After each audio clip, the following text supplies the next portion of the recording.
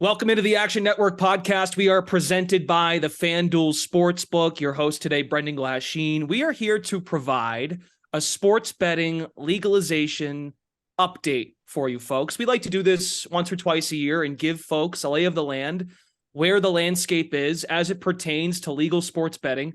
We've come a long way in 5 years. Maybe if you're listening, your state has become legal in recent months, in the last year or so.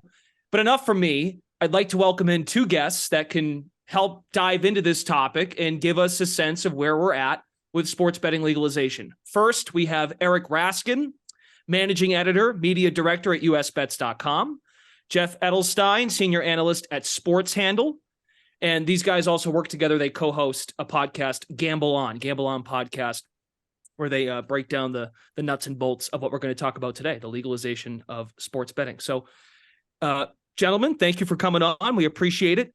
Looking forward to this conversation and giving folks an understanding of where we're at this point in early 2023. Eric, I'll start with you. Where are we at? We'll start with an online perspective. Where are we at in terms of fully online sports betting and where it's available? So we are very rapidly nearing the halfway point. I guess if we're not just 50 states, we're 52 territories if we count DC and Puerto Rico. So sports betting is fully online in 25 of those 52, 24 states plus DC. Then there are some additional ones, Kentucky, Maine, and Puerto Rico have all legalized online sports betting, but it's not yet up and running in any of those places yet. So whichever the next one is, it's going to take us to the halfway point, 26 out of 52, which is not bad, I'd say, for 5 years. I don't know whether people would say that's ahead of or behind where they projected things in 2018, but I think if anything, probably given how difficult it can be sometimes to pass some of this legislation, I would say all in all, the sports betting industry should feel pretty good about getting half the states across the finish line within 5 years after PASPA. It's obviously, and I'm sure we'll touch on this at some point, it'd be nice to get those big three, right? Literally the three biggest states in the nation by population, in California, Florida, and Texas. Nowhere closer, and in some cases maybe even further away than we were at this point last year, at least in the case of Florida and California. So those are the three big states that we're going to be watching probably for another good 2, 3, 4, 5 years. I don't it could be a while still. I think we did have Florida for a brief moment there, just long enough for Calvin Ridley to place a few bets in Florida, unfortunately for him. I think some folks like that story is, yes, that was was that a 2-week period or a 1-week period? He didn't waste any time. It wasn't long. Yeah, right. It was a very brief moment in time. Right. My God. Well, so Florida's not on this list when I ask this next question. Jeff, Jeff, where are we at as far as a tally of states that are up and running from a mobile perspective? Mobile and mobile. Yeah, sure. Mobile and sure. In person. Yeah. Yeah, we're up to 33 plus DC and Puerto Rico. So there's a handful of states like Montana, Nebraska, North Carolina, not North Carolina. But there's a handful of states where it's legal in person, but not yet legal online, or never going to be legal online, at least for the short-term future. And there's a few more states that are going to be up and running as the calendar ticks by here this year. Yeah, and North Carolina is one of those. You were right the first time, Jeff, that North Carolina has retail, but they haven't quite legalized mobile yet. But this is something Jeff and I have talked about a bit on our podcast, just the speed at which it's rolling out, the fact that, so what are we at? That 33 plus DC and Puerto Rico have something up and running, so 35 out of 52. It's a good thing for us as people covering this industry that we didn't get 50 states legalizing in the first 2 or 3 years after PASPA, because then we'd have nothing to talk about and nothing to cover on a day-to-day basis. So it's kind of bad for the people in those states that haven't yet legalized, that want to be able to play sports bets, but good for us as journalists covering this industry that it's been this sort of gradual rollout, and we still have a lot to talk about 5 years in. So from an online and in-person perspective, now I'm trying to compartmentalize states that are that have good momentum right now. And I think, Eric, you had mentioned a couple that are in that process of, or are in the pending stages of becoming legal from a mobile perspective or an in-person perspective. What states have made the biggest legislative moves here in the last year or so? Yeah, so there's a bunch. So the ones I mentioned at the top were Kentucky, Maine, and Puerto Rico have in fact fully legalized. They just haven't launched yet. But then there are some that are getting real close. Vermont is one that stands out. Their legislative session runs until May 19th. They have a bill there that has passed the House. It's waiting on the Senate. Seems like the sources on the ground in Vermont are feeling confident. They're the last holdout state in New England that hasn't passed anything yet, but they're suddenly getting very close.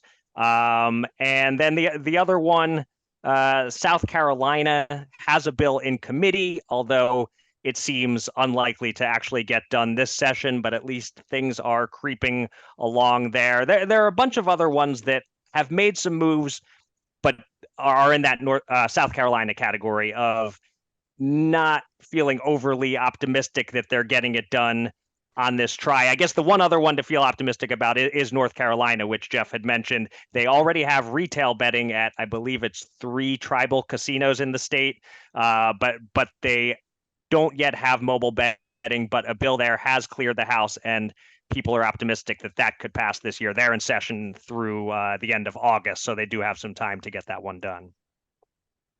Jeff, anything to add on that front? No, it just, it's the 3 states that I mentioned at the top that, like in California, Texas, and Florida. California tried with a couple of voter propositions. They failed miserably. Seems like the big stumbling block there is the tribes want to keep it all to themselves. The operators want a piece. So there's a lot of moving parts there. Florida, they're in court again. It's a tribal issue. That's it kind of started blocking things. Texas seems more of a like a culture clash a little bit, where there's a pretty large contingent of Republicans, including the lieutenant governor, who under no circumstances want to see sports betting in their state. Which tells you how, if just when you thought Mark Cuban and Jerry Jones were the 2 most powerful human beings on earth, maybe not so much. And Texas is interesting just in that, and the culture situation there.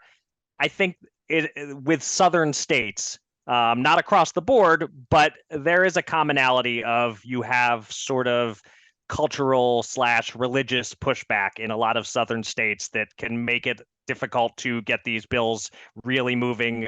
Texas, obviously, the biggest one of those, but Georgia is another one that has tried and failed year in and year out. And every year, I think, we have some colleagues who live in Georgia and they get real optimistic and they think this is going to be the year. And then for one political reason or another, it doesn't go anywhere. I had mentioned South Carolina as one that seems unlikely to get done. There are these.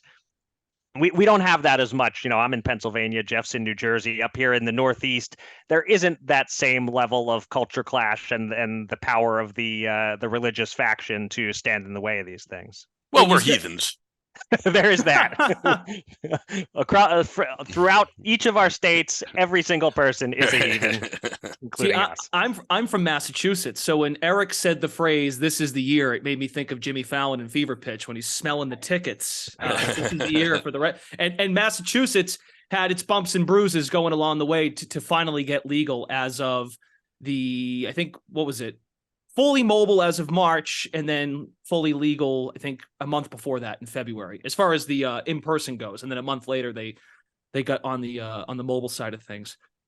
So Jeff, I want to go to you on this because you referenced, or maybe it was Eric, I apologize. One of you mentioned like Texas, for example, like they're not going near it. And you've got a great sports conglomerate in Texas. You got the Cuban, Jerry Jones, and you have the college aspect as well, with college football being so big there. We'll start with this. What states are operating with Bettor's best interests?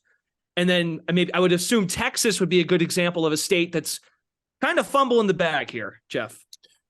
Well, yeah, by not offering it, Texas is kind of fumbling the bag. But I think states are doing it right You can look at New Jersey, you look at Pennsylvania, you look at Colorado, you look at Arizona. Basically, you look at states that have really opened up the for the ability for numerous online sports books to enter the market. New Jersey, of them all, might, I guess I'm a homer here, but they might be doing it the best out of them all, in that they have some exchange betting sites up and running, and Profit Exchange and Sport Trade, which offer legitimately better odds.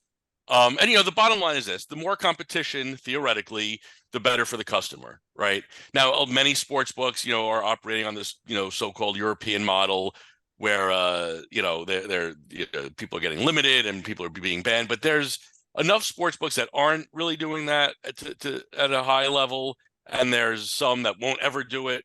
Mhm. Like, we're waiting for Circa to come to New Jersey. That's one that everyone wants to see happen here. But yeah, states where they have opened it up and allowed the competition, almost by definition, are the ones doing it good.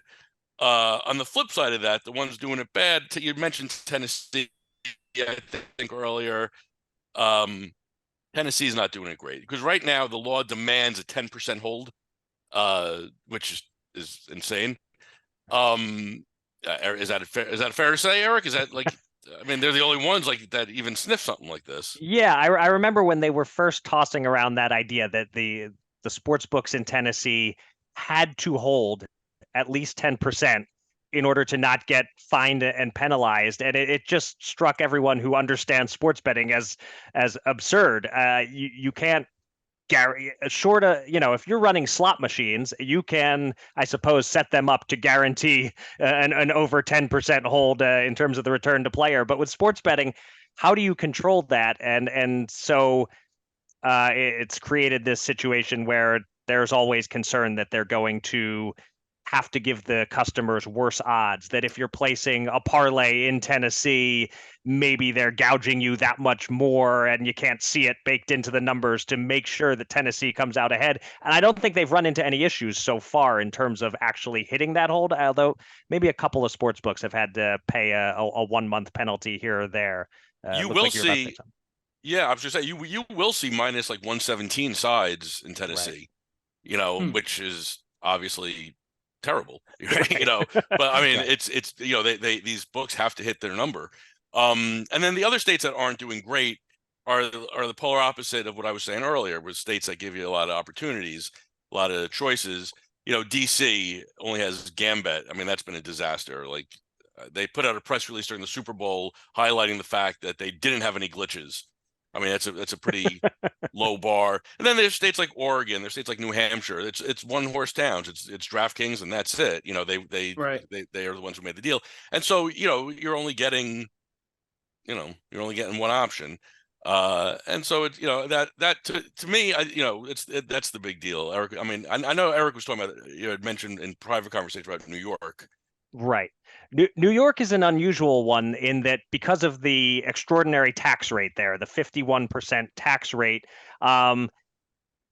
everything started out great. The people were signing up and getting these tremendous bonus offers to sign up, and you had room for 9 sports books, which I think is enough to satisfy Jeff's need for competition and options. It's not quite as many as New Jersey, where you can get over 20, but 9 is reasonable enough. But because of that tax rate, it's just made it really difficult for sports books to be profitable. I mean, FanDuel, the national market leader, seems to be doing just fine in New York. There are a couple others keeping their head above water, but it sure feels like, because of that tax rate, you're not going to have 9 books sustain in New York over the long term. It's probably going to end up consolidating down to about 4 or 5 that survive. And once it gets to that point, that doesn't give the customer a whole lot of options to just have 4 or 5 major sports books to choose from, and none of the small ones survive.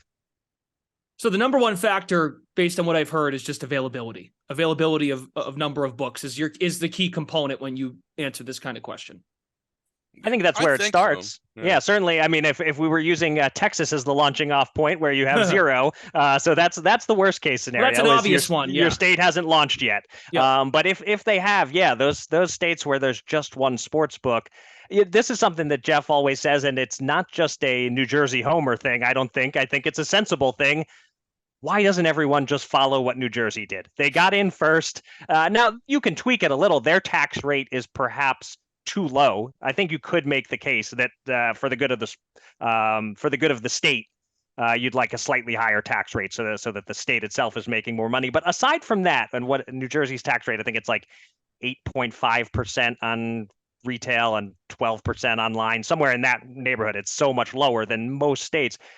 That aside, New Jersey has a lot of regulations that just make sense, and they laid out the blueprint, and then these other states come online, and the politicians want to all get their finger in there and reinvent the wheel, and you end up with states like Tennessee doing these really funky things.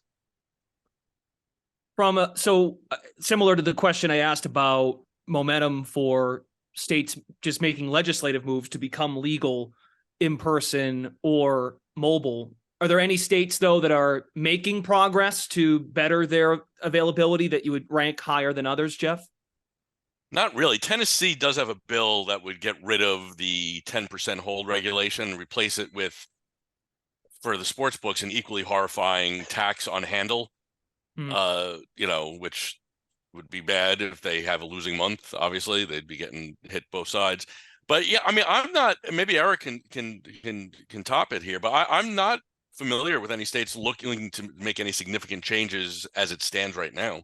No, I mean, New York floated the idea shortly after launch. They had a bill introduced. I don't think it went very far. They had room for 9 sports books, but if they had allowed more, it would have lowered the tax rate. And so Joe Adabo, the state senator there, started to try to eke in that direction to welcome more books. But that got trashed. I think that they basically sort of realized, even to have the 9 that they had, with some of them struggling to really make money, it didn't make sense at that point to expand. And then this goes into a whole separate topic, but now Joe Adabo has focused his attention on trying to get online casino legalized in New York, which is the follow-up to sports betting in a lot of states, that eventually we're going to see these online casino floodgates open up, and that's where the biggest money is to be made for the operators. You both have discussed odds. I'm curious, like New York, for example, you can't bet awards. So I'm asking about markets. Any insight on markets in New York specifically? Like that's one that we do shows here all the time. NFL, UFC, Major League Baseball, NBA. I mean, go right down the list. We cover it all here at Action Network. But when we dive in, and we've got some of our contributors are based in New York, or New Jersey doesn't fit this, but New York, you can't bet award. I'm just curious from a market perspective. Now we're getting into the real nitty gritty. Any update there if New York might sway in on the awards front? I haven't heard anything about them considering changing that rule. I'm in Pennsylvania, where we have the same rule. We can't bet the awards here either. There's also a sort of an interesting rule in Pennsylvania that a few other states have. We can't bet college player props. And I'm not sure. I can't recall if New York has that same thing. Mass is the same way. Massachusetts. Okay, Massachusetts is, yeah. Which to an extent makes some sense if you are worried about the morality and the ability to influence the athletes from the money coming in, that maybe there's a line to be drawn there of, you can bet on college teams, but once you can start betting on individual players, maybe it opens things up to that little bit more risk. I'm not saying that is or isn't the case, but I think it's a reasonable stance to take, that maybe that's a reasonable line to draw, of no college player props. But it is as a bettor in a state with that restriction, it basically kills same game parlays on college games for me. If I can't do any player props, how am I going to, all I can build is a point total and a spread parlay, and that's not a lot of fun. Right. Anything to add, Jeff, on that front? Just more. Yeah, curious. I mean, as far as I know, I think the award markets, like the Oscars, I think there's only like 4 or 5 states: New Jersey, Colorado, Indiana, Louisiana, surprisingly. Michigan maybe has it, I believe. Michigan might. I can't keep it straight, but it's not a lot. And a lot of places, it's also like the player award stuff. Not every state allows those markets as well. I don't know. I'd like to see more of that stuff. I think it makes it pretty interesting. I mean, there was like this scuttlebutt that the WWE was seeking to like get betting on their matches legalized. This was before it was announced that they were merging with the UFC. Mhm. I wouldn't be surprised if. Well, I think a lot of these things, Colorado, I think, is really at the vanguard of this. Arizona also. Arizona for a hot minute, they allowed betting on political markets, which is like as gray a gray area as you can get. I think they did it in error, so they pulled it back. But Arizona is pretty wide open too when it comes to some of these betting markets. And so I think Colorado and Arizona, the Wild West, as it were, are really the ones to keep an eye on, because I think basically from what it comes down to, these states at this point they wait for the operators to come to them when it comes to opening up new markets. It's not like a legislator is sitting around saying, "Hey, let's open up the Oscar markets." Yeah. It's the operators going directly to the state regulatory boards.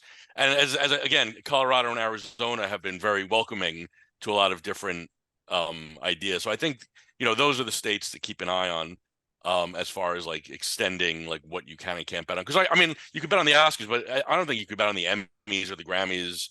I don't think in any state currently, which surprises me, because why not? But Right. And it does seem also the states that allow that sort of thing. Am I right, Jeff? They have fairly low limits on how much you can bet on the Oscars, at least relative to sports. It would certainly seem that way. I mean, I have definitely run into a couple of $2 or $3 limits when trying to get some money down on Lady Gaga to win Best Supporting Actress, which I'm glad I got busted. She wasn't even nominated. That shows you how far out ahead of these things Jeff is.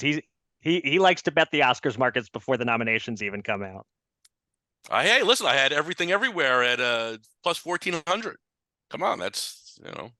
How do you think I can afford this beautiful office? Look, well, as we sit here today, mid-April, I think it's a fascinating topic because of how the NBA MVP market has shifted in the last month or two, based on Embiid and Jokic, and Giannis has of course got his name in the mix probably every year now going forward. And then the other one that's really relevant now is the NFL draft coming up in a couple weeks, right? Where like that's been fascinating to follow. And news, of course, is a market that could it's not just results oriented. News reports that come out shift those things. So I wanted to dive into that intricacy because I just think I think folks are interested, especially folks that don't have that available to them in their respective states. So we'll wrap on this. This is more of a big picture topic, and this is the one that I'm really interested in, and I think the audience will be as well. We'll go to Eric first here. Just where do you see, like we used 5 years into this, where do we see the industry headed at this point, and how do you feel the direction has shifted, changed? How does it feel in terms of a direction we're heading in, maybe than a year ago now? So a couple of things that stand out to me are just in terms of where we're headed. The growth that we've seen through these first 5 years, obviously it has to tail off at a certain point in terms of the number of states that can, if you can get 25 states across the finish line in 5 years, you're not going to keep going at a 5-state per year pace indefinitely, or even at all. At this point, it's like maybe 3 states this year, maybe 2 states the next year. So the exponential growth, we're going to keep growing. It won't be as exponential just from a legalization standpoint. Just it's a numbers game. You can't.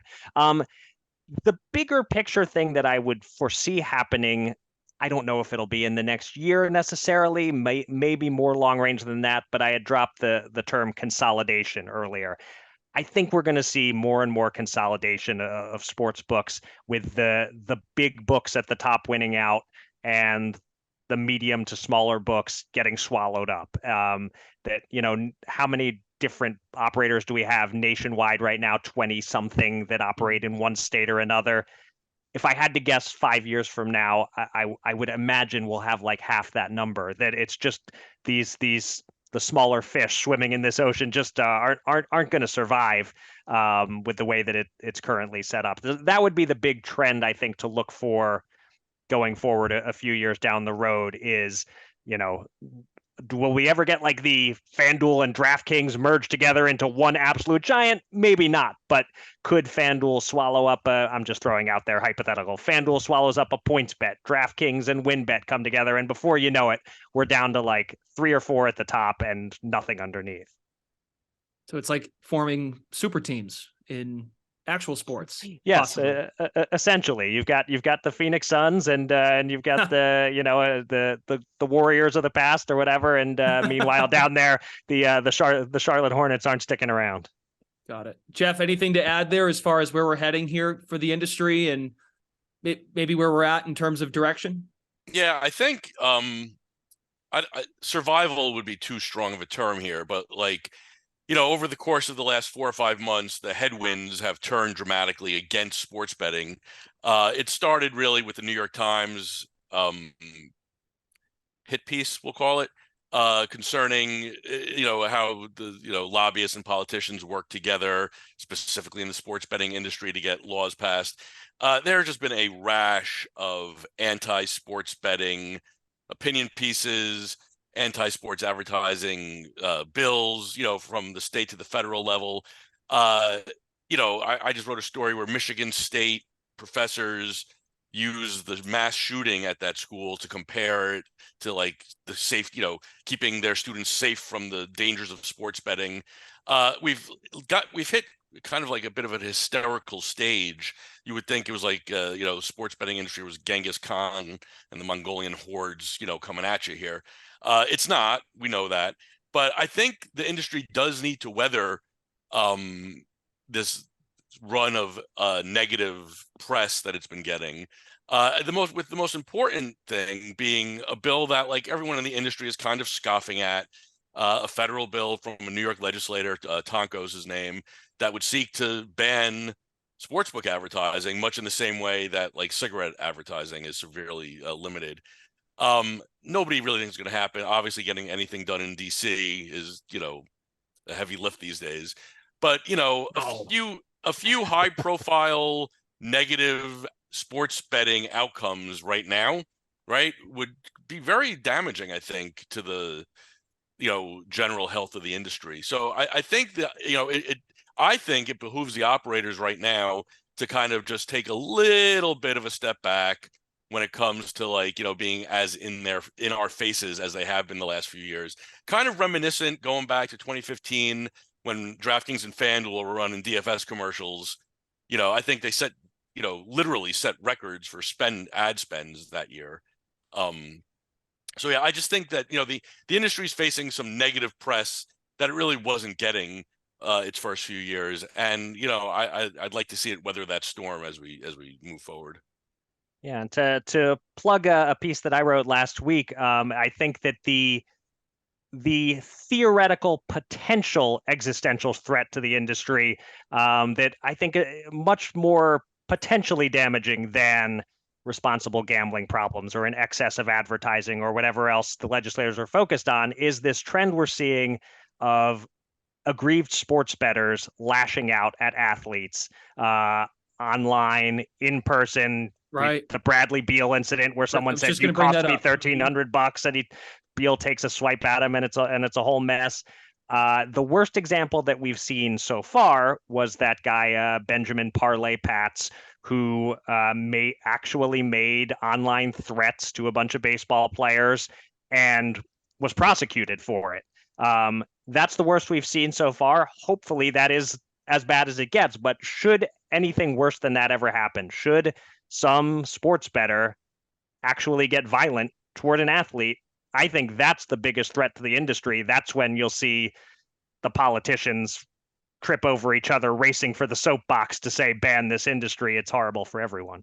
Well, and the other newsworthy element, sort of to piggyback off you, the Commanders will have in-person betting at their stadium for this coming season. I think that's happening, correct? Yeah. Right. They have a sports book. Like in Arizona, there's a sports book that's not quite connected to the stadium, but it basically is on the stadium grounds. And yeah, the Commanders are putting the one in the stadium. And yeah, look, there's a potentially dangerous, toxic combination of at a game, alcohol, money on the game. Things can get ugly, and it's just important for the responsible gambling messaging to get out there, and for, of course, people to I don't know how in 2023 that there's any much point in me telling people behave yourselves better, be a decent human, be mature, don't scream at athletes online. But that's, that it is a threat to the industry if something like that happens. Fascinating. The marketing aspect too. I mean, I'm in Massachusetts, and anything I open now, if I listen to a talk radio show, if I open up anything, it's Kevin Garnett barking about BetMGM or, Kevin Hart commercials. And yeah, it's fascinating. I mean, it's little things that you don't, just as a consumer, you don't think about. If you're interested in it, you're not thinking about as often, but if there's pushback against it, you're like, some people are getting sick of it just seems like a lot. But as a sports bettor, I hope you have taken advantage of all your bonus offers that they've made available to you. Yes, I have. Yes, it's been quite fun. And that's really the important thing, is that as long as we're all coming out a little bit ahead, everything else is secondary, right? Motto of my life. Gentlemen, this was great. Anything else to add? Anything you'd like to close? I mean, we kind of closed there on a sour note, to be honest, but I mean, you're just answering the questions. But Eric, Jeff, anything else either of you would like to add before we wrap up? Yeah, I'm not buying this Bryce Young #1 stuff. He's all in on CJ Stroud. Again, it's a market that has shifted, and you should tune in to our NFL draft betting updates here at the Action Network podcast. We're live every week leading up to the NFL draft. We've got 2 more to go before the draft goes underway at the end of the month. Eric Raskin, managing editor, media director, usbets.com. He just mentioned he has his latest column is up as well. You should check it out. And Jeff Edelstein, senior analyst at Sports Handle. Gentlemen, thanks so much for stopping by. This was great. Thank you, Brendan. Thank you. All right. For Jeff Edelstein, Eric Raskin, Brendan Glasheen, thanks for tuning into the Action Network podcast, your latest in sports betting legalization.